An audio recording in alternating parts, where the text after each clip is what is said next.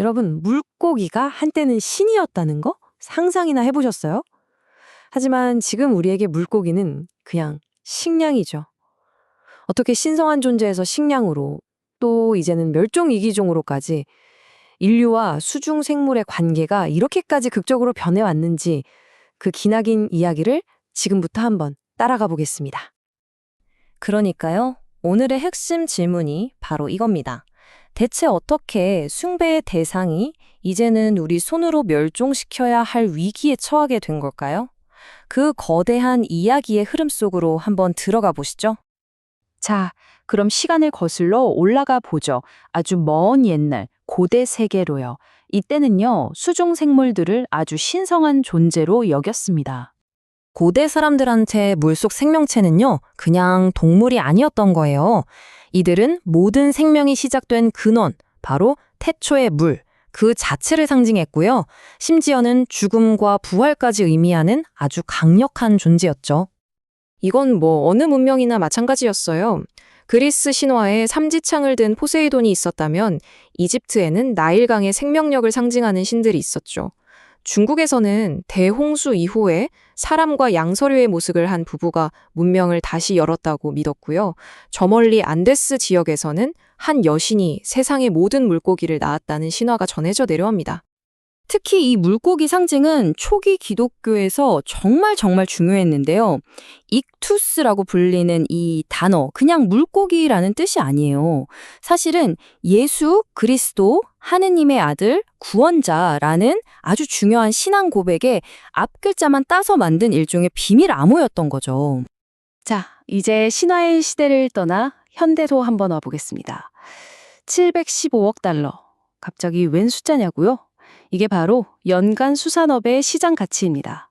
한때 신성한 경외의 대상이었던 생명이 이제는 이렇게 어마어마한 돈이 오가는 거대한 산업의 일부가 된 겁니다. 네, 바로 여기서부터 이야기의 이막이 시작됩니다.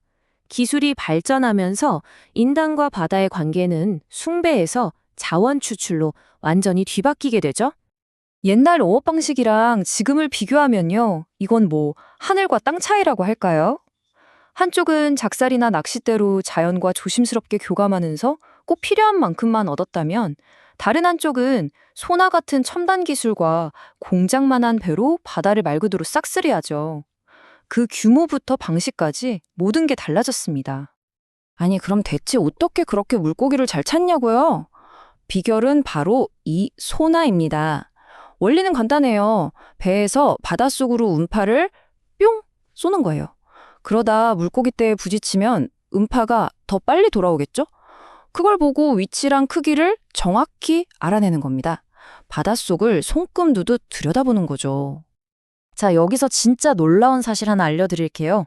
세상에 물고기 종류가 2만 종이 넘는데 우리가 먹으려고 잡는 건 고작 300종밖에 안 된다는 사실 아셨나요?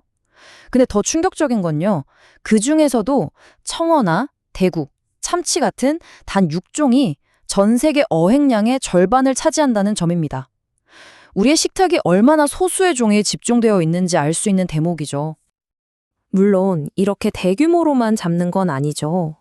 스포츠 낚시처럼 좀 더 개인적으로 물고기와 관계를 맺기도 합니다. 하지만 이것도 따지고 보면 일종의 전투에 가까워요. 낚시꾼은 물고기의 습성을 철저히 분석해서 미끼를 던지고 말 그대로 1대1 승부를 벌이는 거니까요. 자, 이제부터는 좀 무거운 이야기를 해야 할 것 같습니다. 이런 산업 규모의 어업이 남긴 어두운 그림자, 즉 해양 생태계에 가해지는 엄청난 압박에 대해서 말이죠. 30만 마리 이상, 이게 무슨 숫자일까요? 정말 가슴 아픈 숫자인데요. 매년 고래나 돌고래처럼 우리가 잡으려던 어종이 아닌데도 그물에 걸려서 죽는 생명의 수입니다. 바로 혼우에게 비극적인 현실이죠. 우리의 욕심 때문에 지금 어떤 생명들이 벼랑 끝에 서 있는지 몇 가지만 좀 보시죠. 고급 식재료인 캐비어 때문에 페르시아 철갑상어가, 또 맛있다는 이유로 홍머리 놀래기가 사라져가고 있습니다. 이건 정말 빙산의 일각일 뿐이에요. 수많은 종들이 지금 이 순간에도 심각한 위협을 받고 있습니다. 여기서 우리가 정말 기억해야 할 건 이거예요. 멸종은 일어날 수도 있는 위협이 아니라 이미 일어나고 있는 현실이라는 거. 한때 흔했던 전자리 상어는 이제 북해에서 공식적으로 멸종 선언이 내려졌습니다. 되돌릴 수 없게 된 거죠. 이제 이야기의 마지막 장입니다. 여기서는 지구 전체의 건강 상태를 알려주는 탄광 속 카나리아, 바로 양서류에 초점을 맞춰보려고 합니다. 아니, 근데 왜 하필 양서류일까요? 이 친구들은 물과 육지, 양쪽 환경에 다 의존하고요. 무엇보다 피부가 굉장히 예민해서 환경 오염 같은 변화에 직격탄을 맞거든요. 그래서 양서류의 운명을 보면 우리 지구가 얼마나 건강한지 혹은 아픈지를 알 수 있는 중요한 신호가 됩니다. 그리고 그 신호는 지금 매우 좋지 않습니다. 지금 보시는 이 숫자, 3분의 1. 이게 바로 우리가 아는 모든 양서류 종 가운데 사라질 위험에 처한 종의 비율입니다. 정말 심각한 경고등이 켜진 거죠. 이게 얼마나 심각한 건지 다른 동물이랑 비교해보면 바로 느낌이 와요. 여기 그래프를 좀 보세요. 심각한 위기 상태에 놓인 종의 비율을 보면 양서류가 조류나 포유류보다 월등히 높죠. 말 그대로 다른 어떤 동물 그룹보다도 훨씬 더 큰 위기에 직면해 있다는 뜻입니다. 상황이 이렇게 된 데에는 한 가지 원인만 있는 게 아니에요. 말 그대로 엎친 데 덮친 격이죠. 서식지는 파괴되고 물과 공기는 오염되고 거기에 항아리 곰팡이병이라는 치명적인 전염병까지 돌면서 전 세계 양서류를 그야말로 초토화시키고 있습니다. 가장 무서운 건 이 모든 일이 정말 믿을 수 없을 만큼 빠른 속도로 벌어지고 있다는 겁니다. 불과 20년 전부터 감소세가 확 빨라지더니 어떤 개구리들은 10년 만에 80%가 사라졌고 오늘날에는 최소 168종이 지구상에서 완전히 자취를 감췄습니다. 이건 공룡이 멸종한 이후 가장 빠른 속도의 멸종 사태라고 해요. 결국 양서류는 지구의 조기 경보 시스템인 셈입니다. 가장 먼저 우리에게 위험 신호를 보내고 있는 거죠. 문제는 우리가 과연 그 조용한 경고에 귀를 기울이고 있느냐는 겁니다. 이 질문을 여러분께 남기면서 오늘 이야기를 마무리하겠습니다.